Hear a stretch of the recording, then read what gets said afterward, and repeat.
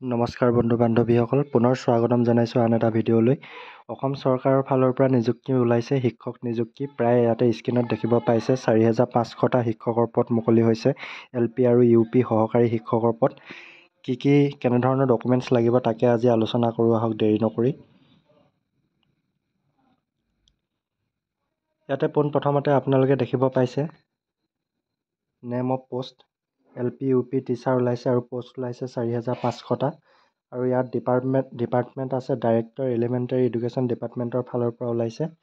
আৰু লগতে ইয়াতে চেলাৰী কথাটো দিয়া আছে, পে' স্কেল প্ৰায় 14,000 পৰা 70,000 প্লাছ আকৌ গেট পে' থাকিব আপোনালোকৰ। আৰু বাকী যোনখিনি গভৰ্ণমেণ্ট ফালৰ এলায়েন্সখিনি আছে তেওঁ গোটেইখিনি under the rules C9C, C10C, C34C সকলোখিনি লগত প্লাছ হ'ব।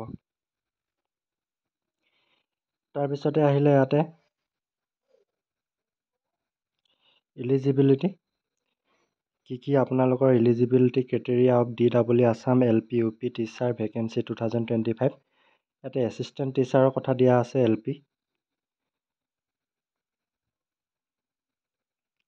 ইয়াতে আপোনালোকৰ কেণ্ডিডেট ৱাচিং to submit online application for the post of assistant teacher lower primary must fulfil the following eligibility criteria. Higher secondary, senior secondary with 50% লাগিব। 2 year diploma elementary education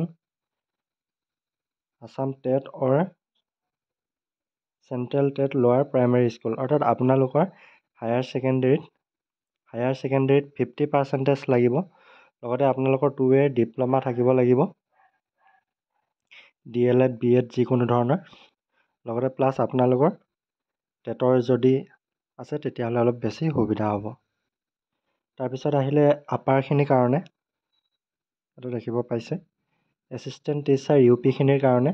তেওঁলোকৰ কাৰণে higher ছেকেণ্ডেৰীত ইয়াতে দিয়া আছে।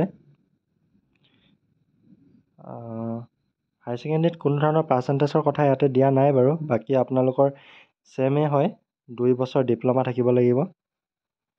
লগতে টেট পাছ কৰিলে মানে অলপ এক্সট্ৰা প্লাছ পইণ্ট ইয়াতে থাকিব। তাৰপিছত আহিলে ছায়েন্স টিচাৰ UP, তেওঁলোকৰ কাৰণে ইয়াতে দিয়া আছে তেওঁলোকে BSc হ'ব লাগিব ছায়েন্সত। হায়াৰ ছেকেণ্ডেৰীত তেওঁলোকে BSc হ'ব লাগিব, প্লাছ তেওঁলোকে 2 year ছেম ডিপ্ল'মা থাকিব লাগিব। ইয়াতে এইখিনি পঢ়ি ল'ব আপোনালোকে ভালকৈ, মই যিহেতু পঢ়ি থাকিলে আৰু দীঘলীয়া হৈ যাব ভিডিঅ'টো।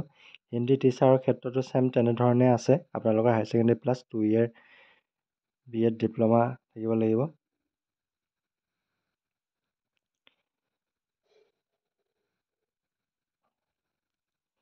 তাৰপিছত ইয়াতে টেট ইলিজিবিলিটিৰ কথা এটা আহিছে, এইখিনি আপোনালোকে পঢ়ি ল'ব কেনেধৰণে টেটৰ ক্ষেত্ৰত ফাইদা হ'ব।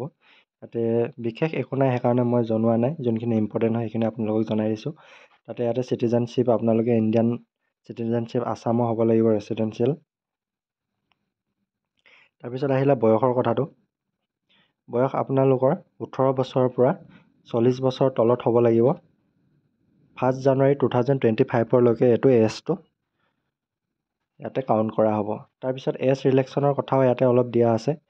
এজ ৰিলেক্সন OBC সকলে 3 বছৰ পাব। তাৰপিছত চিডুৱেল কাষ্টসকলে 5 বছৰ পাব। ইয়াতে চিডুৱেল ট্ৰাইবসকলে 5 বছৰ পাব। এক্স ছাৰ্ভিচমেন যদি আছে তেওঁলোকে 2 বছৰ পাব। আৰু PWD কেটেগৰীত পৰাসকলে 10 বছৰ এক্সট্ৰা লাভ কৰিব।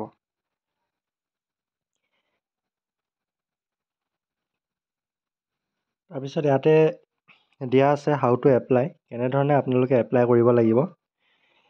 ইয়াতে আপোনালোকে অফিচিয়েল ৱেবছাইটত যাব লাগিব, যোনটো অফিচিয়েল ইয়াতে দেখিব পাইছে official website director elementary education Assam, যোনটো মোৰ ভিডিঅ'ৰ ডিছক্ৰিপশ্যনত লিংকত দিয়া থাকিব। আপোনালোকে তাৰ পৰা পোনপটীয়াকৈ গৈ আপোনালোকে তাত এপ্লাই কৰিব পাৰিব। তাৰপিছত ইয়াতে ডকুমেণ্টৰ কথা দিয়া আছে, আপোনালোকক কি ডকুমেণ্ট প্ৰয়োজন হৈ যাব। ইয়াতে আপোনালোকক দিয়া আছে আপলোড ইন ক্লাৱাৰ, অৰ্থাৎ আপোনালোকৰ ক্লাৰৰ ফটোগ্ৰাফ হ'ব লাগিব। ফাৰ্ষ্টতে দিয়া আছে আপোনালোকৰ পাছপৰ্ট চাইজৰ আপোনালোকৰ ফটোগ্ৰাফ লাগিব।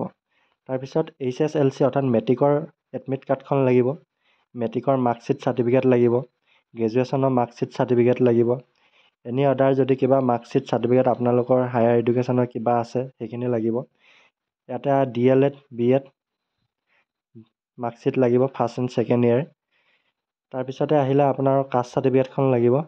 Document in support of permanent residents of Assam, অৰ্থাৎ আপোনালোকৰ পাৰ্মানেণ্ট ৰেচিডেণ্টছ অফ আছাম সেইখন লাগিব। OBC হ'লে OBC কাষ্টখন লাগিব, আপোনালোকৰ সেইখন লাগিব। তাৰপিছতে আহিলে চাৰ্টিফিকেট এণ্ড মাৰ্কশ্বিট, আৰু যদি এক্সট্ৰা কিবা আছে ইয়াতে টেটৰ কথা দিয়া আছে,